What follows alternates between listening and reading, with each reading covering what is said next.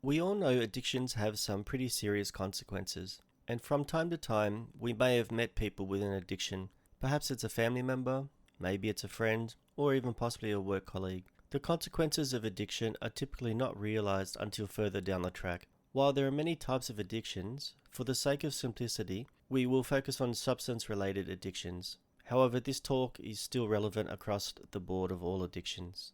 Often those in the early stages of substance misuse tend to dismiss the possibility of becoming entangled with addictions, only to find at the later part of the addiction it is more difficult controlling their behavior when they wish to stop. Suffice to say, the longer we're in the confines of addiction, there is an increased risk of serious consequence at some point later down the track. After all, you can only kick a can down the street so far. Addiction is what I call the ultimate non-zero sum game. Although there are a couple of things we need to understand before I can continue with our addiction analogy. I need to explain what a zero-sum game is, a non-zero-sum game, and obviously I need to explain the phases of addiction, basically how addiction occurs. A zero-sum game is a game where all players start with the same incentive, and their winner accumulates all of that incentive. Basically, the incentive is at a fixed rate, where the winner takes it all and the winner loses it all.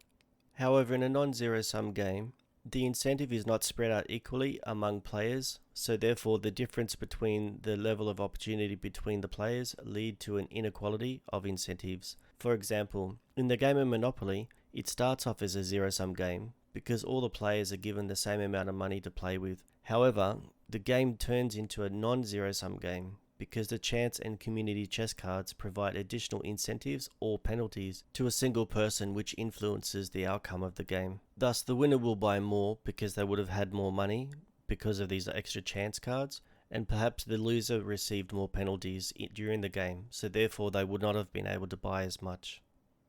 So you're most probably wondering, how does the non-zero sum game relate to addiction?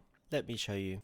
As the individual traverses the different phases heading towards dependency, the financial expenditure typically exceeds amount available to them, while the drug dealer, on the other hand, may not be dependent, would be profiting from each good sold. The longer the game duration, the substance user will end up with less and bear greater significant impacts to their life. While, on the other hand, the drug dealer, if not using substances and not caught by any legal interventions, would be in a better financial position. The reason addiction is a non-zero-sum game is purely because the cost of the user will far exceed that of the dealer who is not using. But you might be wondering, what if the drug dealer has a dependency as well? Granted, this is frequently the case, as often drug dealing is a source of income to sustain dependency. But even if this were the case, profits and losses would vary, as well as jail sentences, finances, effects upon family members, and the like. Hence, addiction cannot be a zero-sum game. It is indeed a non-zero-sum game. We can think of addiction progressively escalates, which may not necessarily be in a linear fashion, but for simplicity in explaining for this discussion, let's say it is. The development of dependence can be viewed as having 7 categories. The first category is the initial use. This is the very first single use of a substance, while the second category is the infrequent use. This is a sporadic use. It might be randomly at parties or social events, most likely because the first use wasn't so bad after all.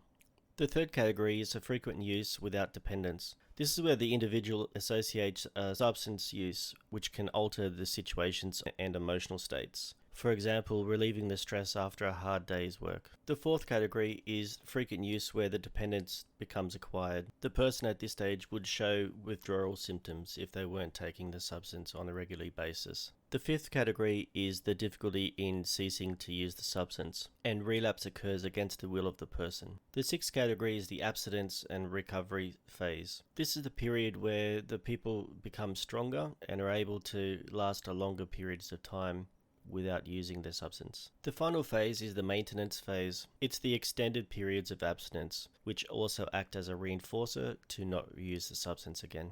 When we think of addiction, we can think of the old saying, all roads lead to Rome. All untreated addictions tend to follow the same path to self-destruction. During the course of addiction, many things occur. Poor decision-making and irresponsible actions, lies and deception which erode trust and self-integrity, Increased disorganization or preoccupation to get substances eventually impact work performance or even attendance at work. Pressures to get money in order to support the level of substance use just to prevent those withdrawal symptoms.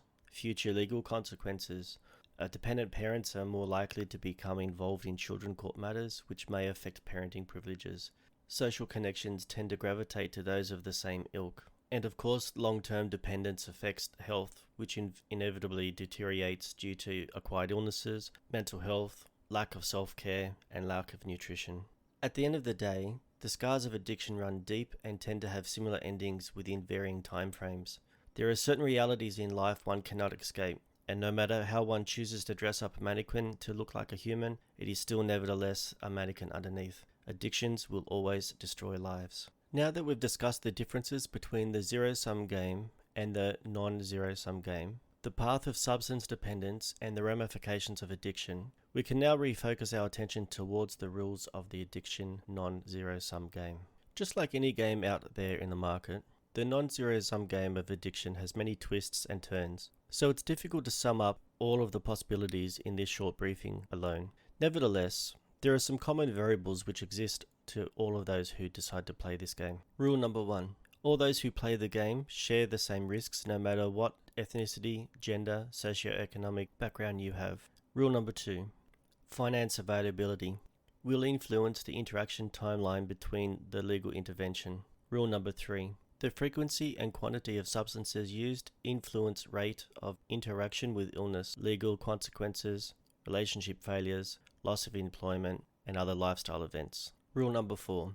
As the addiction deepens in severity and lengthens in duration, so does the severity of destruction associated with all facets of the person's life. Rule number 5. The 4 Dark Horse mystery end card games for this game are death, illness, separation, or imprisonment. There is only one White Knight end card game, known as abstinence. Rule number 6. The only way out is either not to play the game in the first place or remain abstinent. The 7th and final rule is the distinction between the dealer and substance user in many cases refers to the same individual. However, there are cases that some who deal do not use, and those who use do not deal. There is an interesting feature in this game I would call game adaptation, also known as cheating. The irony with cheating in this game, it actually does more harm than good because it delays treatment. So in conclusion, this addiction non-zero-sum game has some pretty hefty consequences attached to this game. What might have turned out to be a great novelty experience or may just as easily turn out to be your worst nightmare. The only way that you're ever going to win this game is by not playing it in the first place. For more helpful information regarding addictions, please feel free to go to www.helpmyaddiction.com.au. Thank you.